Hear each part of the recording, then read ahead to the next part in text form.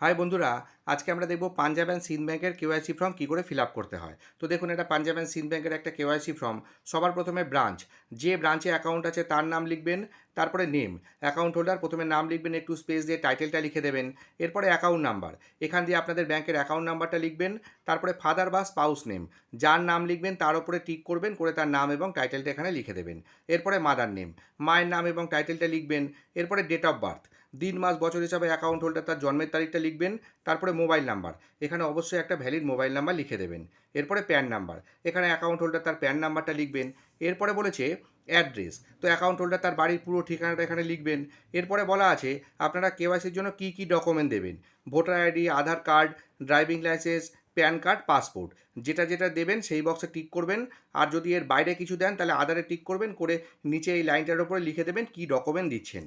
এরপরে একটা ডিক্লারেশন আছে, এটা একটু দেখে নেবেন। দেখে নেওয়ার পরে signature of the account holder, এখানে অ্যাকাউন্ট হোল্ডার একটা সাইন করে দেবেন। আর এই সাইডে প্লেস, আপনারা যেখানে থাকেন সেই জায়গাটার নাম লিখবেন এবং ডেট, যেদিনকে ফর্মটা ব্যাংকে জমা করবেন সেদিনকার ডেটটা দিয়ে দেবেন। তো ফর্মটা এইটুকু ফিল আপ করবেন, আর এর সাথে যে যে ডকুমেন্টগুলো দেবেন সেই ডকুমেন্ট জেরক্স করে এই ফর্মের সাথে অ্যাটাচ করে জমা করে দিলে আশা করি আপনাদের কাজ হয়ে যাবে।